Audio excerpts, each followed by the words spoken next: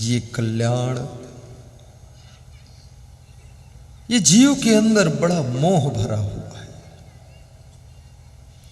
और ये मोह बार बार जन्म, बार बार मरण कराता है।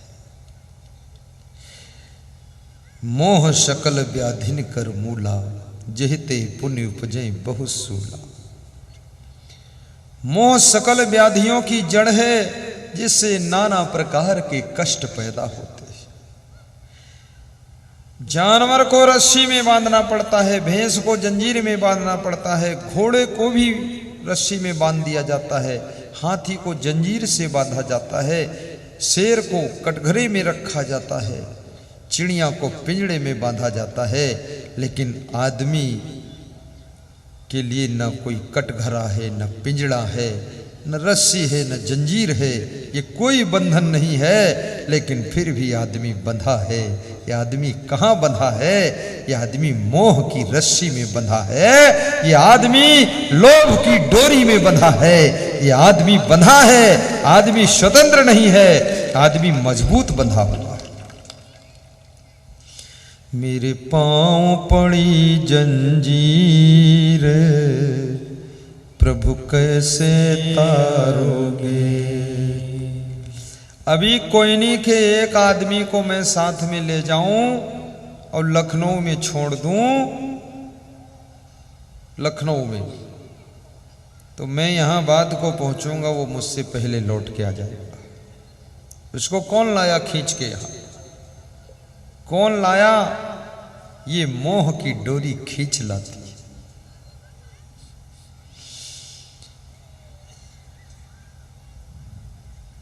अधिक मोह करने वाले अधिक चिंता में पड़ते हैं। अधिक ममता करने वाली माताएं बहनें अधिक टेंशन का दुख पाती है। कितनी महिलाओं को अपने बेटों की बड़ी चिंता है। वह कहती है कि मुझे, मेरी चिंता तो बिल्कुल नहीं, लेकिन बेटों की चिंता है कि इनकी जिंदगी का क्या होगा। आप सीखना चाहो सीख सकते हो, बेटों की जिंदगी का क्या होगा। एक आदमी रात को सोया था, तो उसके खाट की पाटी में किसी ने डंडा मारा रात को। तो उसकी नींद टूट गई और उठकर बैठ गया। बोला, भाई कौन है?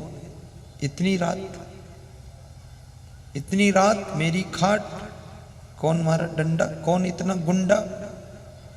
तो डंडा मारने वाले ने कहा, चुप, बोलना कुछ मत। तो हु आर यू, तुम कौन हो ये तो बताओ। तो उसने कहा कि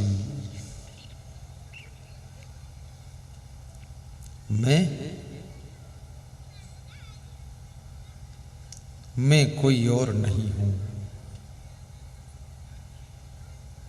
मैं तुझे कुछ सिखाने के लिए आई हूं। मेरा नाम चिंता है, मेरा नाम टेंशन है, मेरा नाम दुख है। अरे तो ये चिंता मेरे घर में आ गई, मेरे कमरे में आ गई। और वो आदमी बड़ा सुख से सोता था, गहरी नींद सोता था, बड़ा आनंद में रहता था।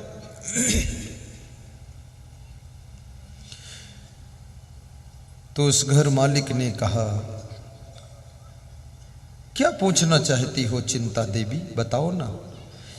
मैं ये पूछना चाहती हूं कि तुम्हारे पास में कितना धन है। तो उस आदमी ने कहा, मेरे पास में इतना धन है कि मुझे भी पता नहीं है कितना धन है। तो चिंता देवी ने कहा, तुम्हें पता नहीं तो किसको पता है? बोले, मेरे मुनीम को पता है। तो मैं कल रात में फिर आऊंगी, कल बताना कितना धन है, पूछ के बता देना। रात बीत गई, सवेरा हुआ, मुनीम को बुलाया, पूछा कितना धन? मुनीम ने कहा कितना धन, जितना धन उतना धन, इतना धन शाम को बताऊंगा कितना धन। इतनी जल्दी थोड़ी बता सकते हो कितना धन, पूरा सब जोड़ना पड़ेगा। तो शाम को मुनीम ने बताया कि सेठ जी आपके पास में इतना धन है कि आपकी जिंदगी भर में कोई काम मत करो, आप बिल्कुल बंद कर दो, आराम करो, तो आपकी जिंदगी भर के लिए धन है और आपके बेटों की जिंदगी भर के लिए धन है। इतना धन है कि 2 पीढ़ी में धन कम नहीं पड़ेगा। तो सेठ खुश हो गया और फिर उस रात वो गहरी नींद सो गया। बोले इतना धन क्या बात है, मेरी जिंदगी भर का धन है, मेरे बेटों की जिंदगी भर के लिए धन है, अब क्या टेंशन करना। सो गया और 2 बजे रात को फिर वही काली छाया आती है और खाट पर डंडा मारती है, कहती उठ। बोले कौन है? बोले मैं वही हूं जो कल रात में आई थी। क्या नाम तुम्हारा? बोले मेरा नाम चिंता देवी है, मेरा नाम टेंशन है, मेरा नाम तनाव है, मेरा नाम दुख है। अरे तू फिर आ गई। बोले बताओ ना कितना धन है। तो सेठ ने कहा मैंने मुनीम से पूछ लिया है कि मेरे पास इतना धन है कि मेरी जिंदगी में अब कुछ काम ना करूं, मेहनत ना करूं, आराम करूं तो भी मेरी जिंदगी भर के लिए धन है और मेरे बेटों की भी जिंदगी भर के लिए धन है। कमाने की अब जरूरत नहीं है, इसलिए निश्चिंत सो रहा। तो उस काली छाया ने कहा कि जरा सोच तो सही, तेरी जिंदगी भर के लिए धन है, तेरे बेटों की जिंदगी के भर के लिए धन है, लेकिन तेरे बेटों के बेटों की जिंदगी का क्या होगा उसके लिए तूने सोचा कभी? स्वार्थी, बेटों के बेटों की जिंदगी का क्या बर्बाद करना है, उनके लिए भी तुझे कमाना चाहिए। और इतना कह करके वो काली छाया गायब हो गई। वो सेठ अपनी खाट पर बैठा है और सोच रहा है कि बात तो सत्य है, बेटों के बेटों की जिंदगी के लिए भी कुछ होना ही चाहिए। और ज्यों ही ये सोचने लगा फिर उसे नींद नहीं आई, जागता बैठा रहा। सवेरे पत्नी ने उठकर देखा कि मेरे पति देव जाग रहे हैं। पूछा क्या हुआ? अरे बोले तुझे क्या ज्ञान है, तू सोती है ऐसे जैसे हथनी पड़ी सोती है। अभी तो और कमाना है, सेटिंग बिठाना है, मैनेजमेंट करना है, अभी फ्री लाइफ नहीं है। बोले क्या? बोले आज रात में एक काली छाया ने ज्ञान दे दिया और कहा तेरे बेटों के बेटों की जिंदगी के लिए क्या होगा। तो बेटों के बेटों की जिंदगी की चिंता लग गई।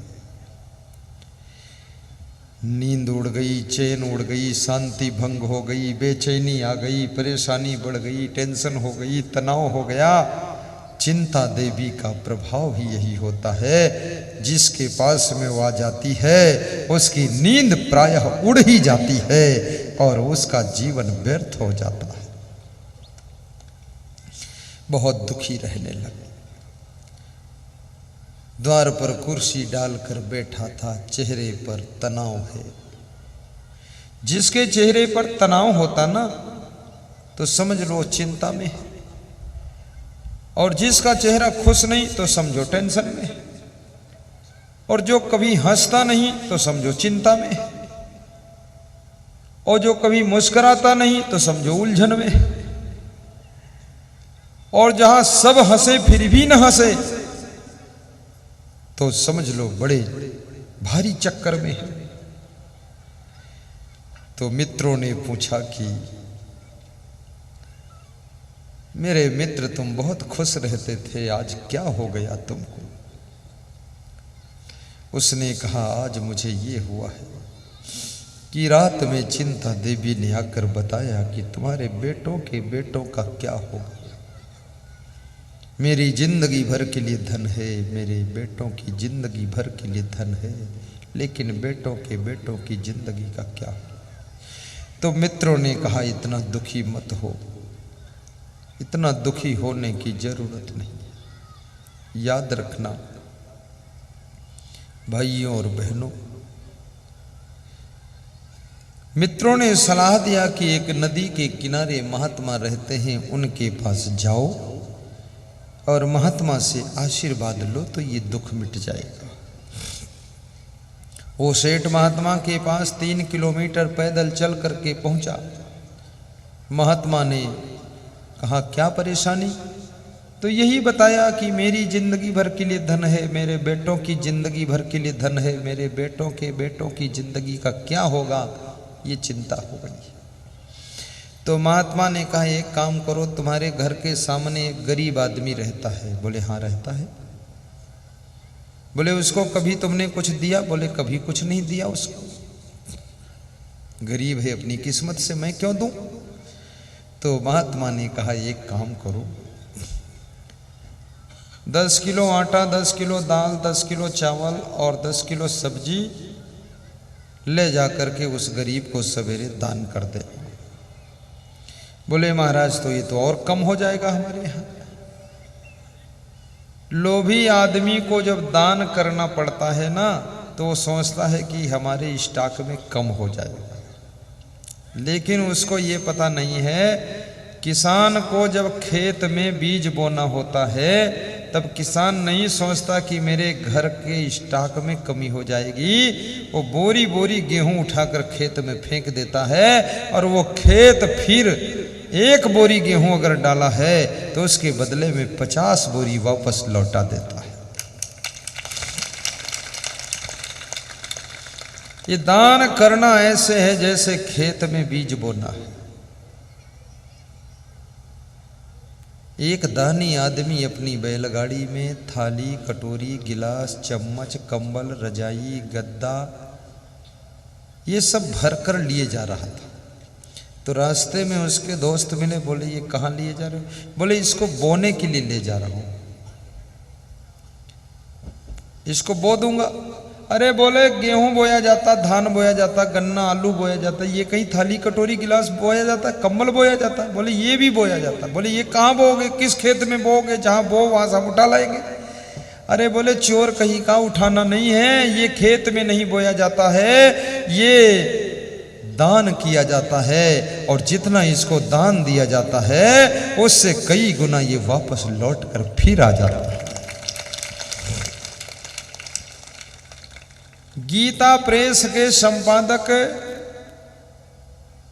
संत श्री सुखराम महाराज जी, वे रात में कंबल भर करके गाड़ी में जाते थे रेलवे स्टेशनों पर, फुटपाथ पर, और वहां ठंडी से कांपते हुए लोग जो लेटे रहते थे उनको गाड़ी से उतरकर कंबल ओढ़ा देते थे।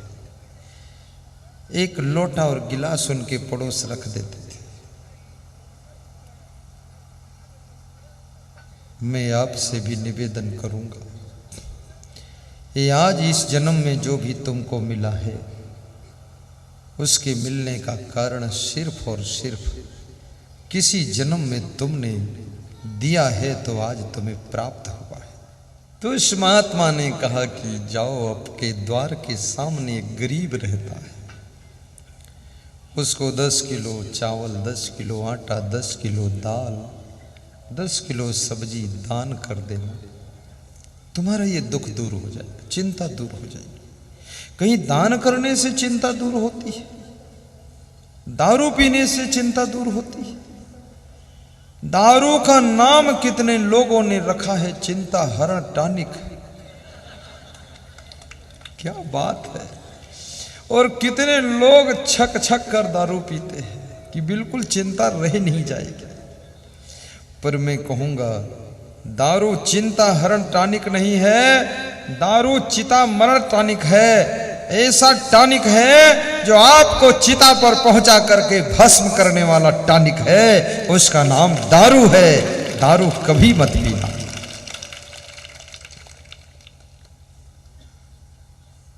तो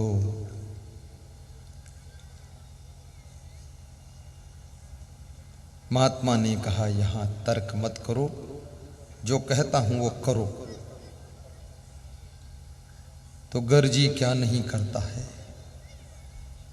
गया और अपनी पत्नी से कहा कि कुछ दान करना पड़ेगा। तो पत्नी अपने पति से भी अधिक कंजूस थी। कभी कभी जोड़ा भी फिट लगता है, दोनों एक ही मॉडल। पति कहता कुछ नहीं दूंगा, तो पत्नी कहती देने कहा किसने, दिया हो तो ले लूंगा वापस।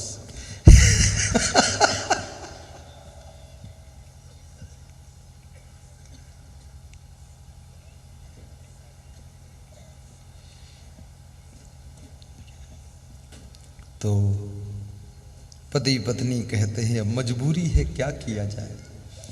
तो सब सामान लेकर के गरीब के द्वार पर दान देने गए। याद रखना, दान आप दोगे, लेकिन कभी कभी दान लेने वाला भी नहीं मिलता है। दान किस पात्र को दें, कभी कभी ये प्रश्न खड़ा हो जाता है कि सही पात्र भी तो मिले। और कभी कभी दान लेने वाले भी इनकार कर देते कि मैं नहीं लूंगा आपका दान। उस समय बड़ा अपमान हो जाता है दान देने वाले का कि हम दे रहे हैं और ये मना कर रहे हैं। तो वहां जब गए तो उसकी पत्नी झाड़ू लगा रही थी और पत्नी से कहा कि बेटी ये दान ले लो, महात्मा ने कहा इसलिए दे रहा हूं, नहीं तो देता भी नहीं। तो पत्नी ने कहा मैं बिना अपने पति से पूछे किसी का कुछ लेती ही नहीं। तो अंदर पति से पूछने गई तो पति ने कहा कि 50 साल उम्र मेरी है और 50 साल तेरी है, और 50 साल इस पड़ोसी सेठ की भी है। 50 साल की उम्र में इसने कौड़ी दान नहीं दिया। यदि आज दान देने आया है तो इसके दान देने के पीछे भी कोई राज है। और जब इसका दान नहीं लिया हमने, कभी इससे कुछ लिया नहीं, तो भी 50 साल जिंदगी जी लिया, तो अब दान क्या लेना है। हम गृहस्थ आदमी अपना कमाएंगे खाएंगे, ये दान तो साधु वाधु ले, हम क्यों ले। हर व्यक्ति को दान लेना भी नहीं चाहिए। दान उनको लेना चाहिए जिन्होंने अपना जीवन समाज की सेवा के लिए दान कर दिया है, उन्हीं को दान लेना चाहिए, अन्यथा दान लेने वाला नादान कहा जाता है। जैसे हमारे साथ में जो संत है ना, ये सब जीवन दान कर चुके, इन्होंने हमें जीवन दान कर दिया। मैंने अपने गुरु के चरणों में अपना जीवन दान कर दिया। अब हमारा कोई परिवार से कांटेक्ट नहीं है, कोई परिवार नहीं है, ना पत्नी ना पतना, जो कुछ है सब इतना। बिहार जाओ, बिहार के उस पार कहीं और चले जाओ, कोई लफड़ा पीछे नहीं। ना घर गाड़ी ना धन गाड़ा, और ना घर भैंस न चोकरे पाड़ा, और ना घर तिरिया न बालक रोए, और परा धुरंधर निर्भय सोवे। ये हमारे साथ जितने संत हैं ना, इनको बहुत नींद आती है। इनको मैं समझा के लाता हूं, व्यास गादी पे मत सोना, नहीं तो यहां भी सो सकते। और इनको हमको भी नींद आती है खूब। गाड़ी में बैठता हूं, तुरंत सीट गिरा के सो जाता हूं, बिल्कुल बेहोश। जहां पहुंचता हूं संत लोग जगाते, गुरुजी अब भक्त लोग आ गए हैं, उठिए। और नींद उसी को आती है जिसका मन निश्चिंत और प्रसन्न रहता है। अन्यथा याद रखना, बिस्तर मिल सकता है लेकिन नींद नहीं मिल सकती है। भोजन मिल सकता लेकिन भूख नहीं मिल सकती।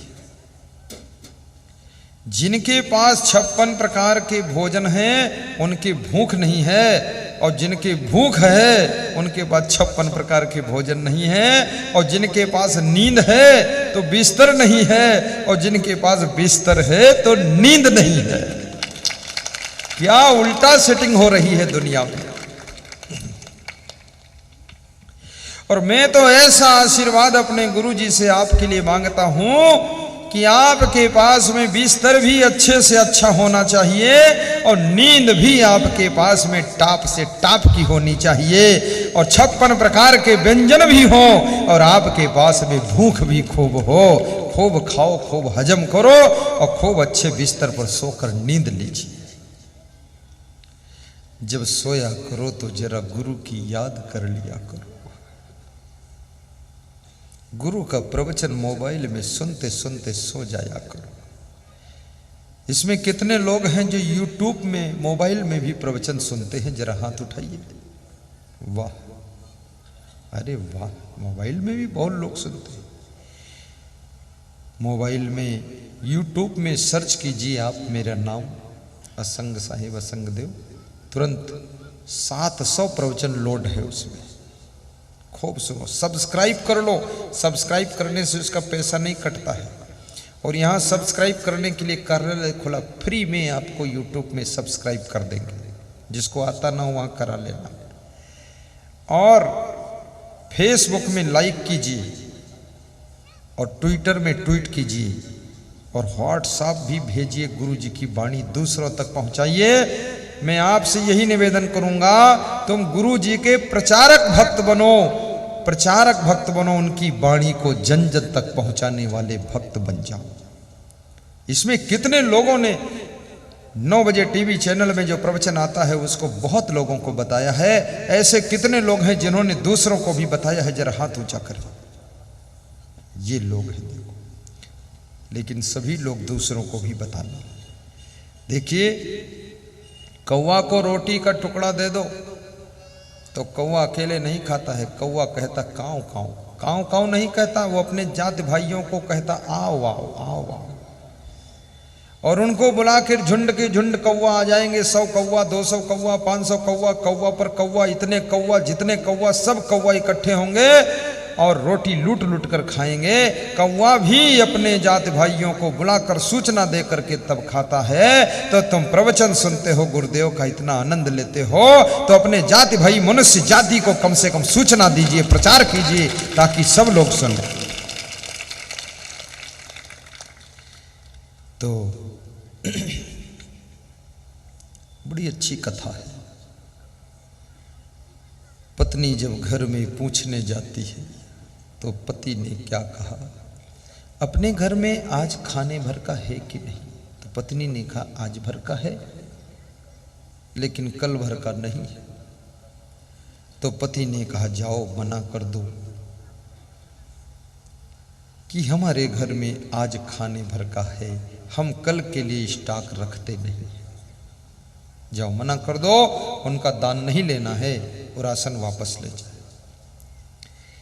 जिसके पास में बिल्कुल लालच नहीं है, लोभ नहीं है, कितना महान व्यक्ति है। देने वाले सामने खड़े हैं और वो गरीब आदमी है और वो अपनी पत्नी से कह रहा जाओ मना कर दो।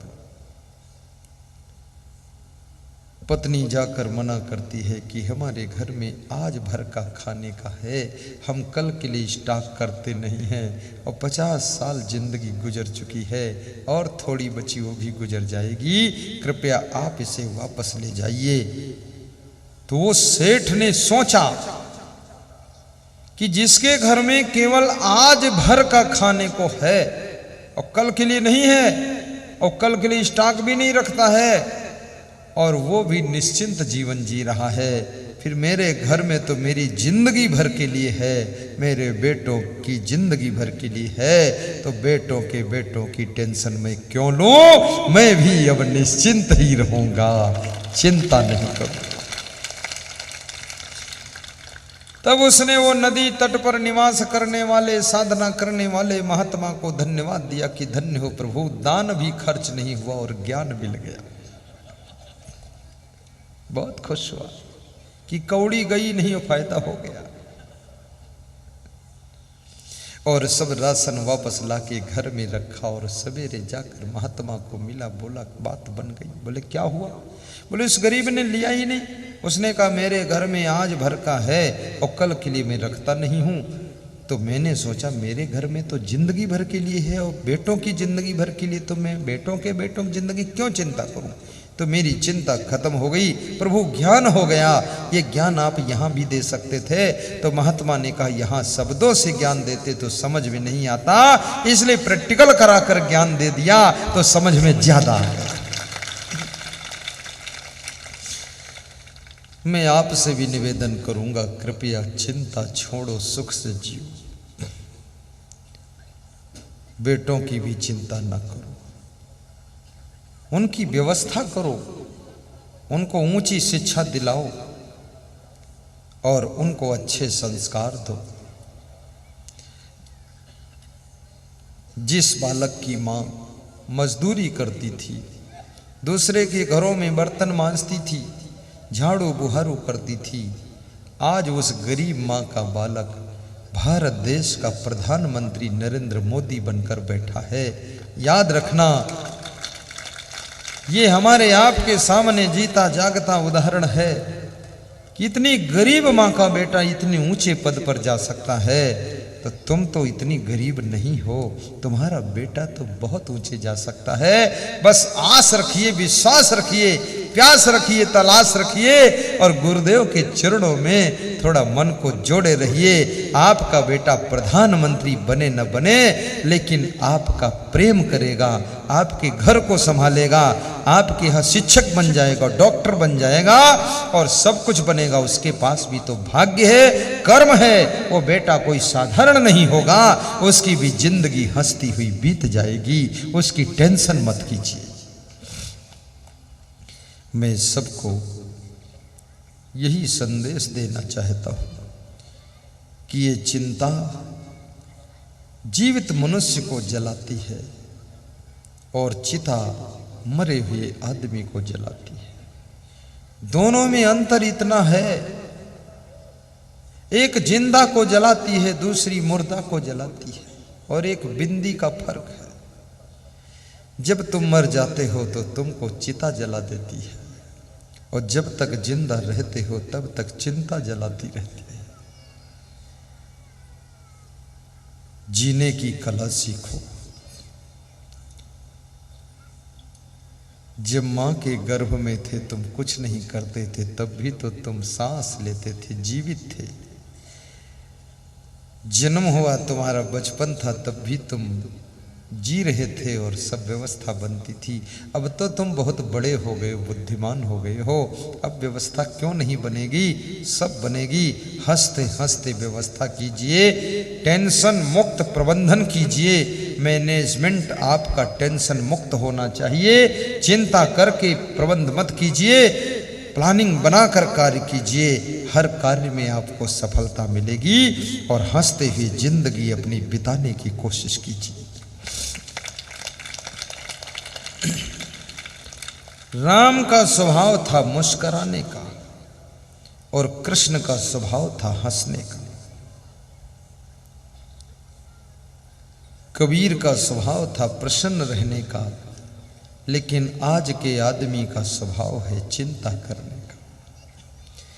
कृष्ण उस व्यक्तित्व का नाम है जिनका जन्म ही जेल में हुआ था।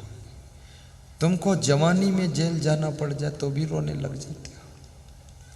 तुम्हारा भगवान तो जेल में ही पैदा हुआ था। कभी जेल में कोई तिकड़म से भेज भी दे तो समझ लेना कृष्ण की जन्मभूमि का दर्शन करके आ गए।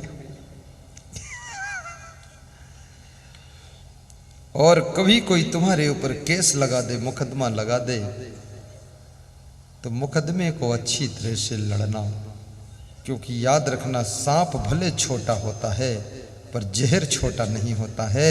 मुकदमा भले साधारण होता है पर उसकी सजा साधारण नहीं होती है। इसलिए मुकदमा दमदारी से लड़ना, ताकि मुकदमा जीतना चाहिए आपका।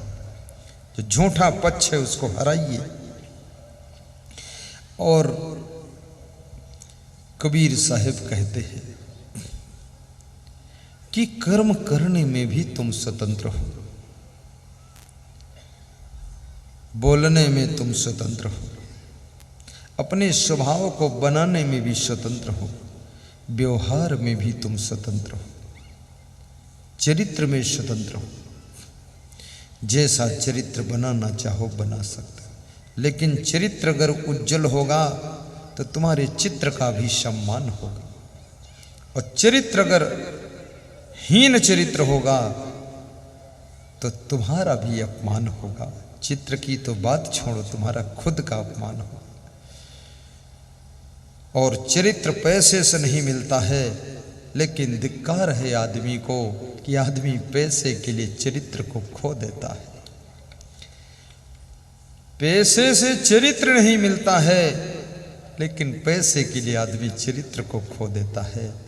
और जिस पैसे के लिए चरित्र खो देता है, उस पैसे को पेमेंट करने के बाद भी वो चरित्र वापस नहीं आता है। इसलिए याद रखना, चरित्र अमूल्य है। पैसा खो जाए तो कुछ नहीं खोया, कल फिर कमा लोगे, लेकिन चरित्र खो गया तो समझ लो सब कुछ खो गया, अब ये वापस मिलने वाला नहीं।